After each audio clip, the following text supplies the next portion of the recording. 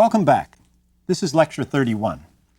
In the last two lectures, we followed physicians and physicists as they tried to sort out ideas about energy in the 1840s and 1850s. I hope the point I wanted to illustrate was clear in those lectures. That is, that the development of natural science sometimes runs into challenges that are not met in a moment of discovery when all becomes clear. That sometimes happens, but not always. There's no more important concept to come out of the 19th century for the physical sciences than energy, and yet it was a long time before scientists were all on the same page about it. Eventually, energy came to be defined as the capacity to do work. That's a rather abstract idea. Capacity to do work? But it was necessary to cover both Helmholtz's idea of tensive force, which became potential energy, and what Thomson called actual energy. But the capacity to do work, you have to admit that's not an easy idea to get your mind around. At the end of the 19th century, one physicist, referring to the conservation of energy, said, "We know something is conserved, but we're not sure exactly what it is." But even though the emergence of an understanding of energy in the 19th century is more a case of muddling through than discovery, that doesn't mean that energy didn't play a central role in physical science or in the impact that physical science had on culture. We saw how both the first law of thermodynamics, the conservation of energy, and the second law of thermodynamics, the irreversibly increasing amount of unavailable energy in the universe, both contain broader implications for a so-called scientific understanding of nature. What we want to explore today is how this idea of a scientific worldview was exploited in the decades after the middle of the century, because not everyone agreed about what these or other results of natural science meant in the larger scheme of things. We caught a glimpse, for example, at how North British physicists used new ideas about energy to support and modify their religious understanding. But there were others who took a different lesson from what was happening in natural science. And when they did so, they aggressively took their message to the broader public. They took ideas from both physical and biological science and constructed a bold new worldview from them. Now, ideas about conservation of energy emerged from a rather technical context, but these new popularizers of natural science made them palatable enough to the public to support their grand new vision. I'm talking about a group of writers who've been called scientific materialists. In their view, it was high time that someone stood up and proclaimed the bald truth about the world that natural science had revealed. The movement of scientific materialism added another dimension to the turmoil of the mid-century years. As I've mentioned in earlier lectures, the 1840s was an active time in Europe, economically, socially, politically, intellectually. Economically, industrialization was in full swing. It was the time portrayed by Dickens in England. High finance, manufacture, trade. And other nations were beginning to catch up to England. Several German states began to see wisdom in a collective economic action over the individual protectionist regulations that had been keeping them weak. And the German railroad industry, which made its appearance in the 1840s, would ensure that new German goods would circulate. Of course, social change came in the wake of the spread of industrialization. That also had been described by Dickens. We know about the life of Oliver Twist led. Friedrich Engels also got into the act with his book of 1844 on the condition of the working classes in England. It was not the same old life of yesteryear. The watchword was change, and you'd better catch a ride or you'd surely be left behind.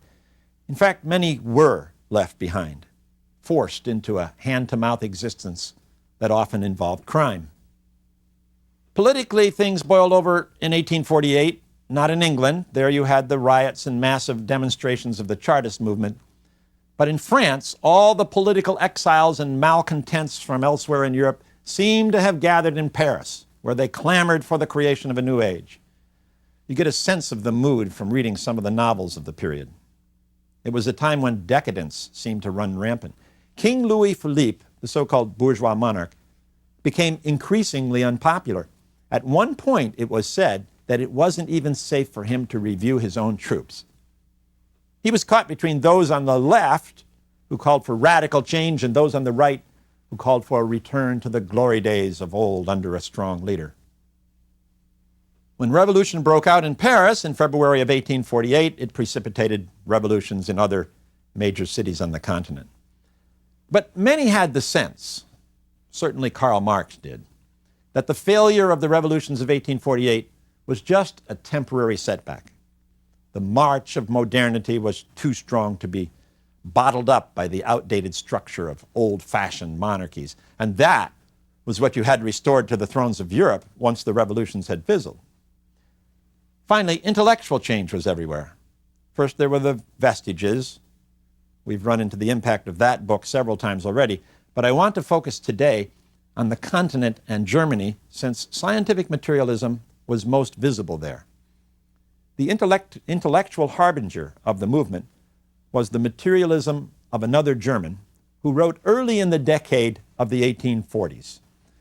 This was Ludwig Feuerbach, a theologian whose book on the essence of Christianity rocked Germany in 1841.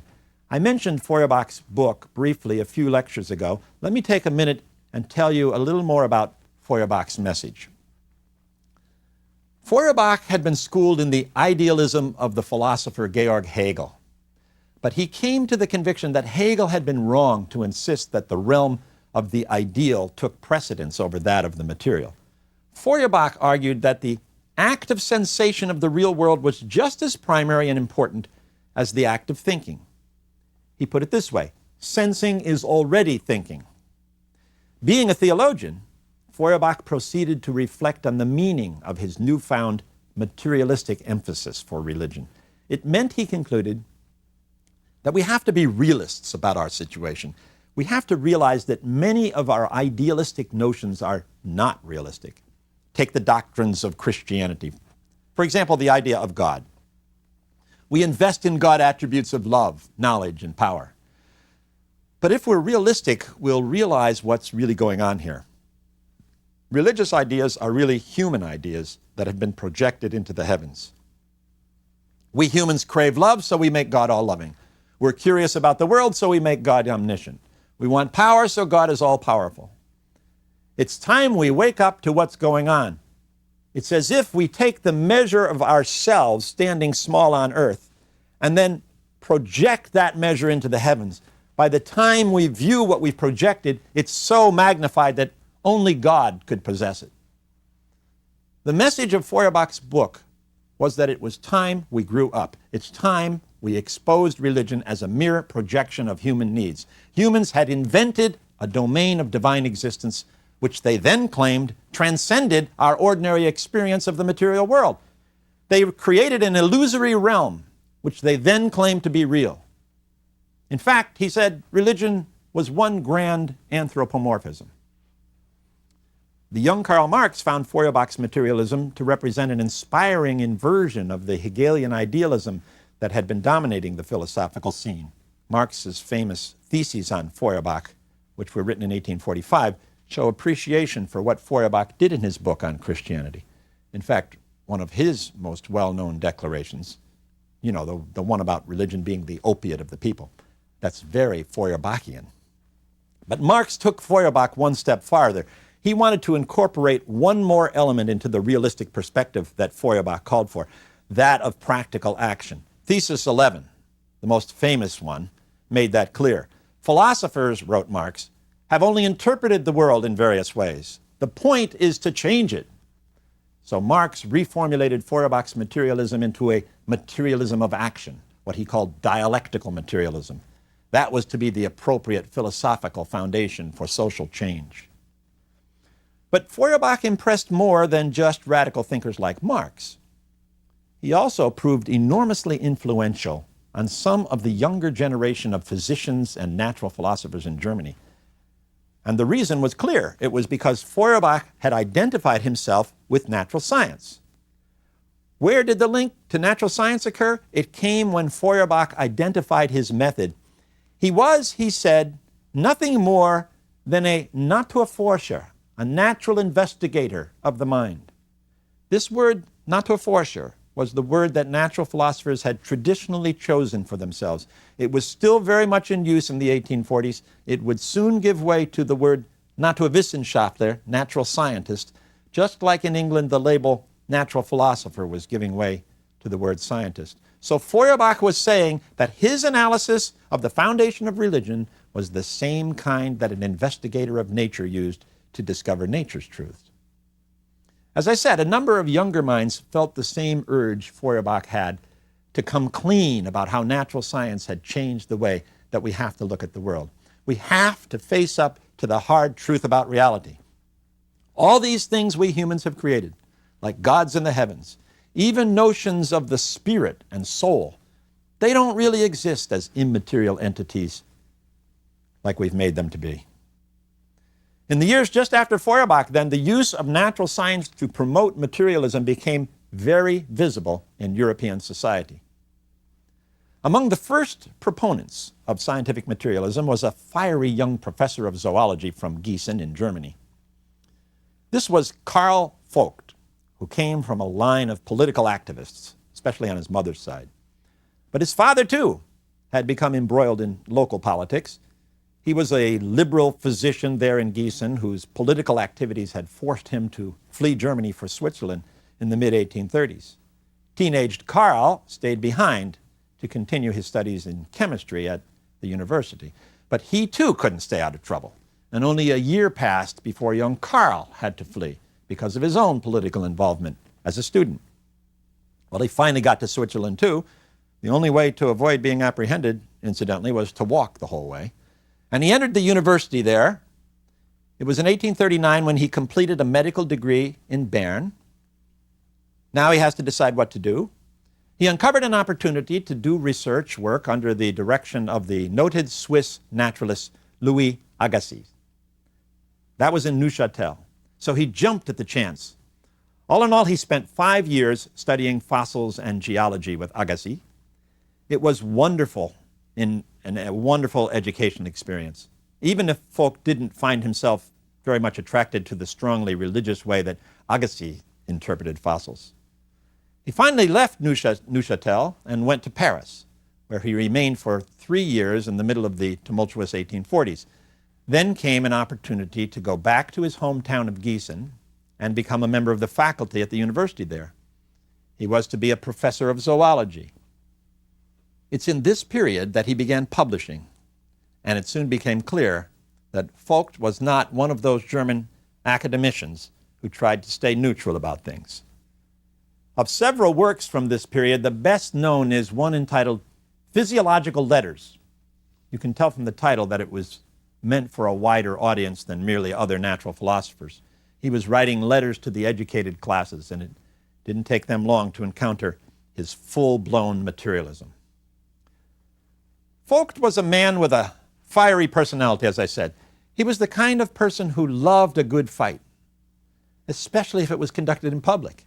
So when he made a point about how natural science entailed a materialistic view of life, he didn't mince words. On the contrary, he chose his words for their effect. It's this work that contains his most famous statement, which was made to support his materialistic view of mental activity. It was, that is, his statement was, that thoughts stand in the same relation to the brain as gall does to the liver or urine to the kidneys. Now that made things clear.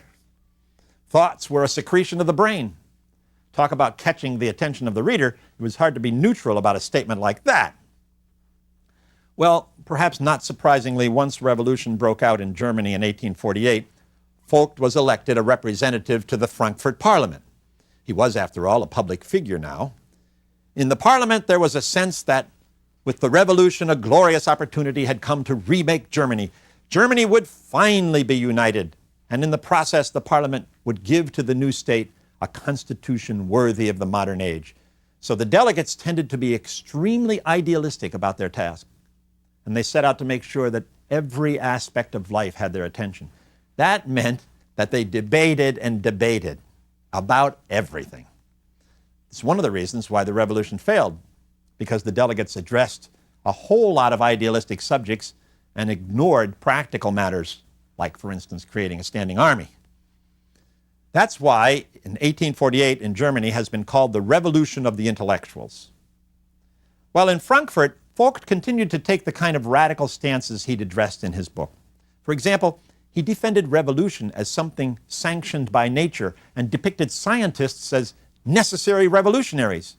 And because the Parliament wanted to settle the issue of the relation of the church and state, Vogt also let his views be known on that. And here emerged his real antagonism to supernaturalism and religion. He attacked religion and its institutions, declaring then, and these are his words, that the purpose of the revolution coincides rather well with the conclusion of the materialistic Bible, unrestrained war against church and religion. Once again, it was clear what he thought. Throughout his life, Vogt continued to defend the view that natural science revealed a materialistic universe we all must accept. Vogt's sounding the materialistic alarm found an echo in the work of a young Dutch physiologist, Jacob Molleschoot. Molleschoot was slightly younger than Vogt. Although he came from Holland, he had come to Germany for his education in natural science, in physiology, to be specific, and he stayed in Germany and began teaching there in 1847. These were the years right after Feuerbach's bombshell. Molleschoot met Feuerbach, and he impressed him with his scientific work, that's the work that he was doing. Molleschoot was researching the physiological chemistry of food. He published a book on the physiology of nutrition in 1850, and then followed it in the same year with a more popular version. That was clear from the title of the work. It was called The Theory of Nutrition for the People.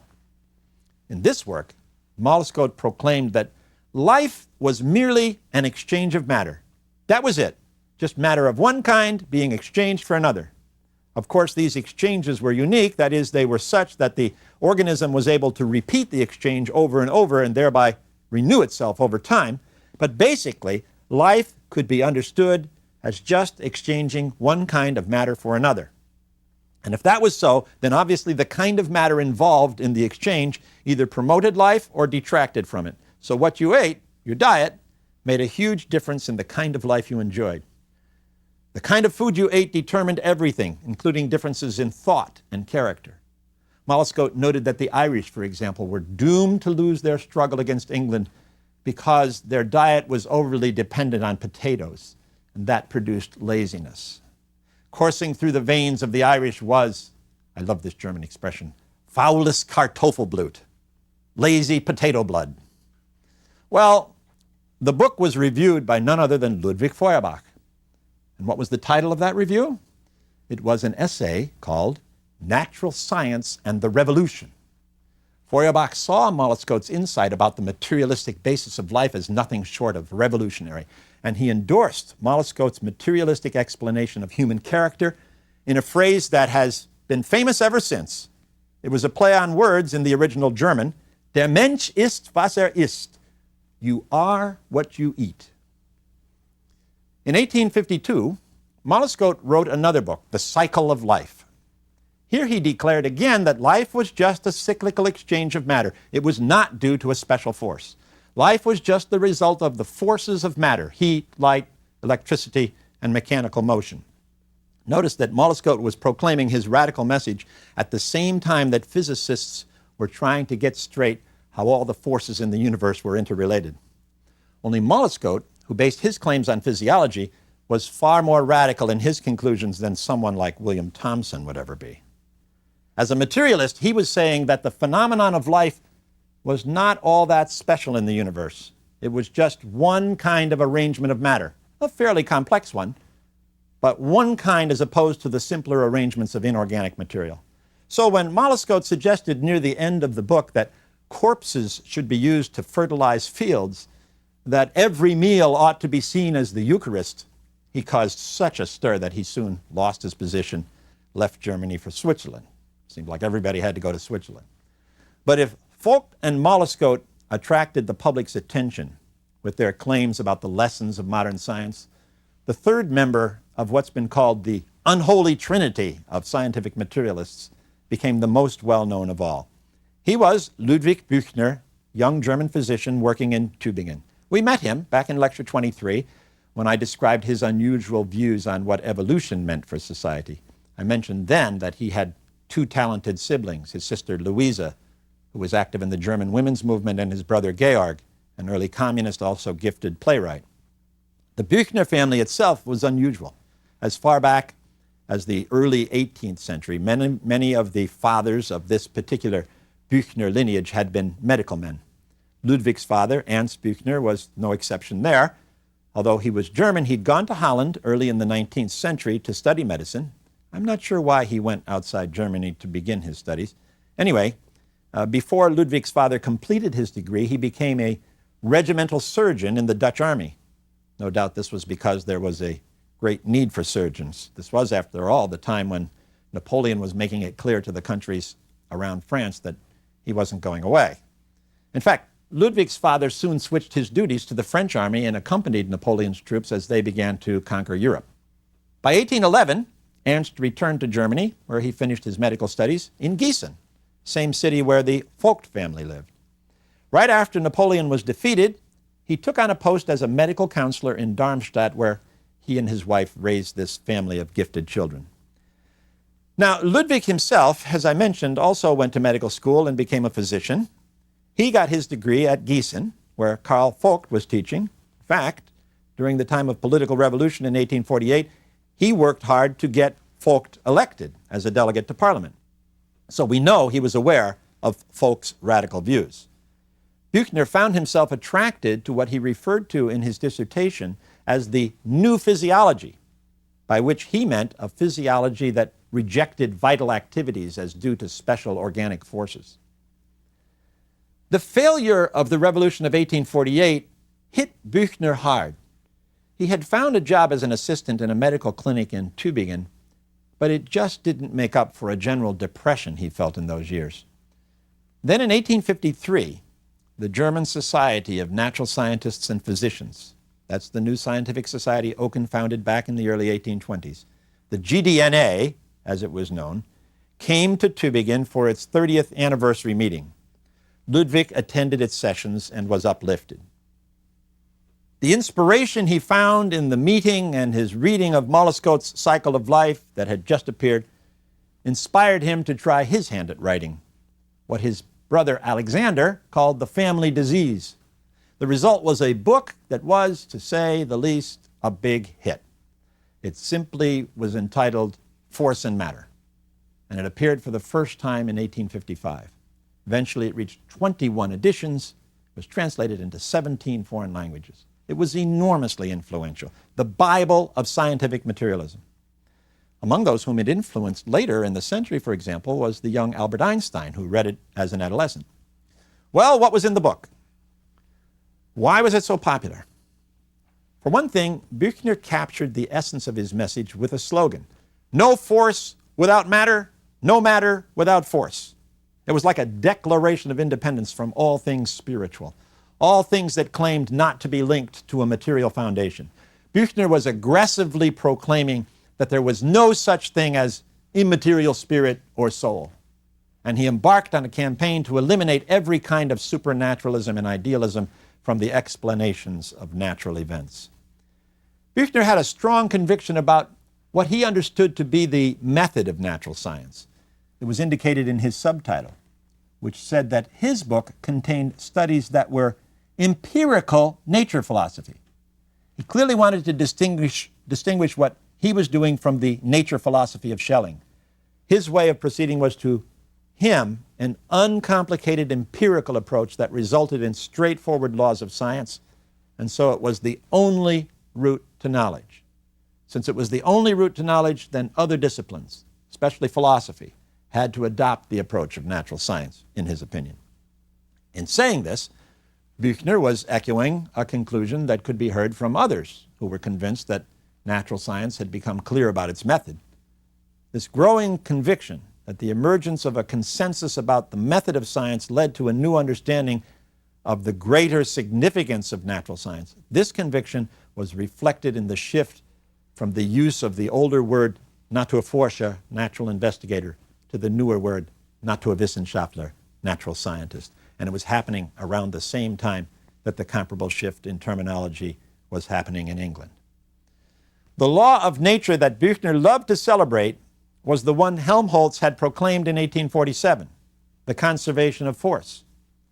In Büchner's phrase, in 1857, he called it the immortality of force, meaning, of course, that force could neither be created nor destroyed. It was matter and its property of force that was immortal, not the souls of humans. Curiously, when it came to the implications about heat death that Helmholtz had made clear in his Königsberg speech, Büchner explained the second law of thermodynamics to say merely that systems like our sun and planets must run down. In fact, Büchner rejected the inevitability of universal heat death. He said that our world must and will celebrate its resurrection someday. And that betrayed an optimistic vision of the future that wasn't really warranted by his materialistic beliefs. Well, it was Büchner's Force and Matter that became the summary statement of scientific materialism. Although, as we've seen, there were others who preceded him in declaring a materialistic vision, Büchner became the symbol of the movement. Of all the materialistic works in the decades around and after mid-century, his book was the most readable, the least technical, the most effective in its boldness. Büchner claimed to be standing up for the truth. For example, he wrote, "One cannot make a thing other than it is, and nothing seems to us more wrong-headed than the attempts to introduce orthodoxy into the natural sciences." The work had that same quality that proved so threatening in Chambers' Vestiges a decade earlier. It was daring to speak the bald truth about what natural science had revealed concerning the cosmos, and the news wasn't good for people of traditional faith. Büchner's news was even worse than what Chambers had announced. Chambers, at least, went out of his way to claim that his view ennobled our vision of God. That familiar deistic assertion was strangely absent here. Büchner's message was pessimistic. It would even get to the author himself personally. He became extremely depressed, almost committed suicide. Later, writing under a pseudonym, he published some of the things he'd written down right after Force and Matter came out. Listen to this. "We are like dogs on a treadmill," he wrote. "The glowing irons of life prod us to restless running without goal until we fall dead from exhaustion in the grave we have made for ourselves." Well, if this is the message he got from his own work, you can guess that the rest of the world had picked it up too. And of course, he was denounced on all sides. That was no doubt part of the reason for his depression as well. But then there were others who agreed that what he'd said was true. Those who agreed with scientific materialism embraced it with an emotional commitment rivaling that of religious faith. Furthermore, it became clear that an age of realism, of calling things like they were and not dressing them up with religious sugarcoating, had replaced the romantic spirit of earlier decades. This new spirit of realism was evident elsewhere in the culture as well as in the materialistic controversy that flowed from natural science. You could see it in the Realpolitik, the politics of reality that the new Chancellor of Germany, Otto von Bismarck, pursued. He made no bones about throwing out the romantic dreams of the delegates to the Frankfurt Parliament in 1848. He called for using cold, hard, calculated factors in his analysis. Blood and iron, he said. And he used exactly that to successfully unite the German states into a new Reich by 1870. The new spirit of realism was evident in art and literature, too. You saw it depicted in paintings like Gustave Courbet's The Stonebreakers and in others. You recognized it in novels. Take Gustave Flaubert's Madame Bovary, for example. These artists attempted to tell it like it was rather than to focus on edifying the reader. And once Marx moved beyond the passionate exhortations of his Communist Manifesto before the revolution, you could see the new realism was affecting him too after the revolution, in a way that he sat down in the British Museum to examine economic data, and from that came not an inspiring call to the barricades, but the realistic analysis of Das Kapital. That was in 1859. Scientific materialism, a world of molecules in motion, was one symbol of this new era of realism. And if you took the motion of molecules seriously within natural science itself, a number of positive scientific results could occur. So we'll take a look at those in our next lecture.